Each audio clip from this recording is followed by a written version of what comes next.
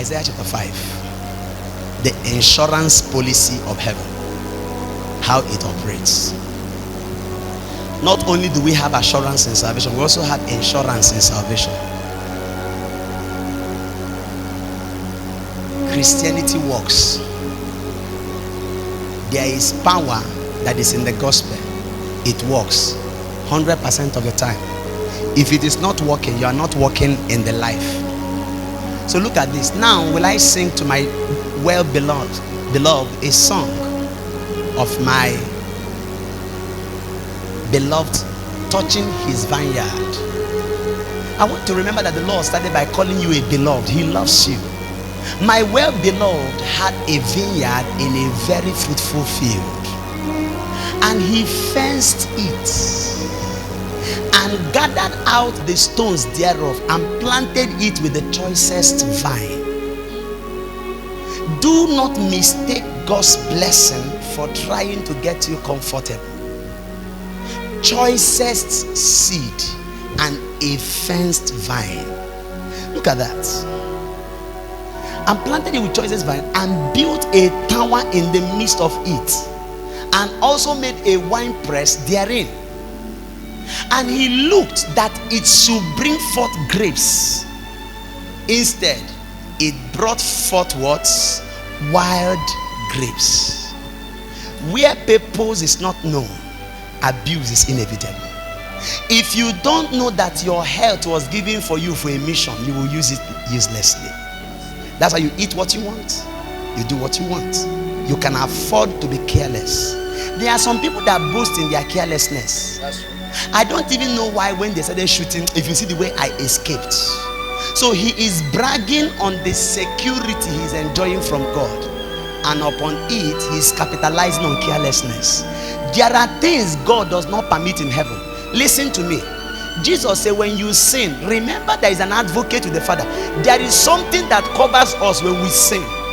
But Hebrew made it very better, in a better light. He said, remember that if you sin willfully, there is no other blood that will be sacrificed on your behalf. Are you hearing me? If your sin is because after all God will preserve me, after all I have the help of God, he said there is no other sacrifice. Do you know what that means? If you take for granted the gift of forgiveness, God will withdraw his insurance on your head.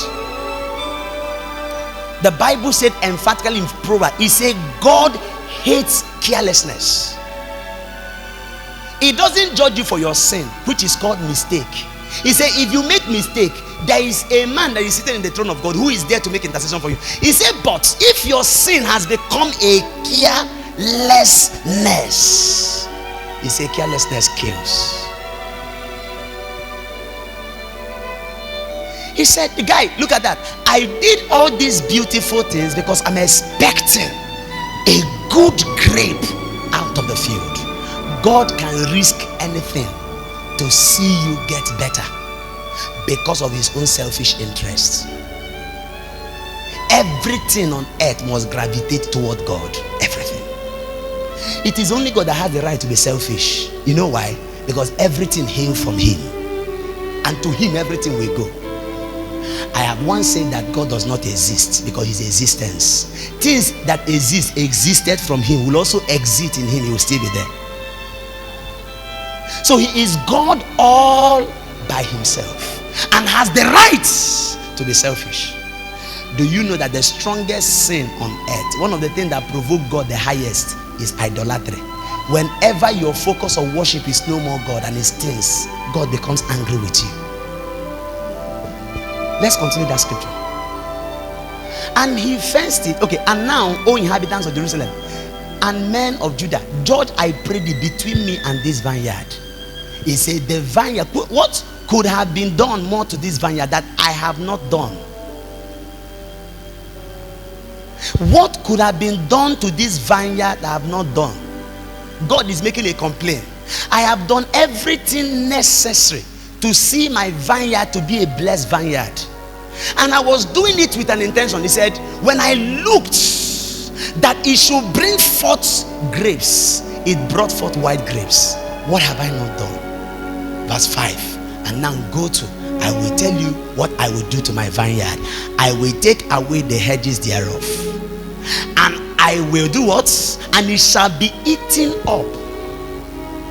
Don't think that God's provision in your life is for a lifetime if you are used to carelessness. I will remove the hedges. The devil said to God concerning Job, the reason this guy is preserved is that you have kept a hedge around him. While growing up, I took time to study the hedge around my life. I have an uncommon calling. I have a grace that is not common. But you know what? Paul said, even though I am the most grace among all the apostles, I do not frustrate the grace of God. I do not frustrate the grace of God. Because that grace did not come without a purpose. That grace did not come without a reason. I do not frustrate grace. I will remove the hedge thereof, and it shall be eaten up, and I will break down the walls thereof. It is the walls that has caused the preservation, and it shall be trodden down. Verse 6, and I will lay it waste. It shall not be pruned nor be dogged, but there shall come up briars and thorns. I will also command the cloud that they rain no rain upon it. Many Christians think that God is obligated to them because they are born again. No. God is not obligated to any Christian because you are born again. Listen to me. The provision of God in your life, the preservation of God in your life, the mercies and the glory of God in your life only last the season of your first experience in God. Let me explain that for you. When you are born again, you are born as a child, and children has a level of care. It's called intensive care. When a child is small, you preserve him from cold, preserve him from this and that, from malaria, because he's a child. One of the reasons the doctors insist that you must give your child natural breasts for at least 1 year. Civilization has changed a lot of things. Now it's 3 months so that you can keep your breast for yourself. But may God help you, amen. Is because there are certain preservative nutrients, protective nutrients that flows from your breast. Why he sucks it? There are certain antibiotics that is designed by this our God that happens when your child keeps sucking from your breast, that normal milk in the market cannot do. Are you hearing me now? So you take more time to look at the child, but you notice, as it is in the natural, it is in the spiritual. He said, does not nature teach you? So nature dictates or suggests what spiritual things happen. Naturally speaking, psychologically, okay, let me make this inference. If a girl that is 13 years mistakenly takes in, and she will give birth at her 14th year, now she's a child, she still needs some level of care as a baby. Is that true? But the moment a 12-year-old child gives birth, she becomes a mother. There is this encoding. It is natural encoding. She just feels responsible. Something tells her, I'm no more a child. She will stop acting like a child from the day she took in. Some of you, your parents, your mother gave birth to you when she was 13, 14, 15. I'm telling you, in the olden days, they married that early, and they were mother enough to think responsibility, take responsibility, and preserve their children. It is natural. But look at this now. As the age of the child begins to increase, your intense care begins to decrease. When he's a baby, he's trying to suck and he bites you. Oh, you just feel angry. 3 months later, 6 months, you pull him up and tow him. They are biting me. I am your mother. Then after 7 months, you look for anger. Anger ya niara. True of us. 1 year later, you can afford to leave him inside a kit and lock him there and go to market. In fact, some mothers have been around for a while, so don't ask me questions. Some mothers will take filling bottle and press their breasts and say to the maid, when he's crying, put this filling bottle, let him think it's my breast. That's why they make that sucker look like breasts. Now, you don't do that 1 month, you don't do that 2 months, don't do that 3 months. At a point, Bianna, Nagent, a gang up on my breast. I have to reserve it for the main owner of this breast. Start drinking Akam. Little by little, true of us, suddenly it moved to pap. From pap, it moved to small apple. From apple, now throw your way. Everybody throw your way. You came to this earth the same way I came to this earth. I won't die because of you.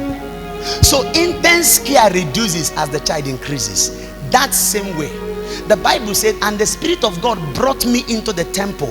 He said, but at the threshold means the entry point, waters proceeded of its own. Waters came out of his own and poured at the door of the temple. The threshold talks about when we get our life, get born again. Everything we need at the bottom of the mountain is provided for us. You know why? Because we are his dear children. But the scripture said, and being no longer children, tossed about. So when we grow, as we climb the mountain of the Lord, as we come up hither, God hands us over a bucket, that whatever you need, you will draw from the well of salvation. Therefore, your provision at maturity is determined by you, not by God. At the junior level, God takes care of our need. At the senior level, we find our wants. Is it making sense now? I'm painting a picture for you, so follow me.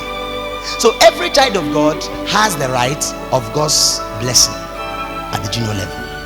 But after a while, God himself begins to withdraw his help. You know why? Because he will not be a child forever.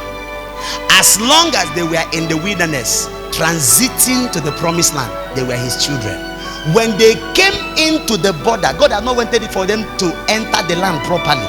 The border between the wilderness and the promised land, the moment they came to the boundary, the Bible said God withdrew the release of manna and told them, from today you will plant in the field and be patient for the thing you planted to grow, because you are no more children. If you want to be a possessor of the land, you must learn the principle of seed, planting what you want to have, because now we are now co-participants. Bible called us participators in the God life. So what do you want? Ask for it.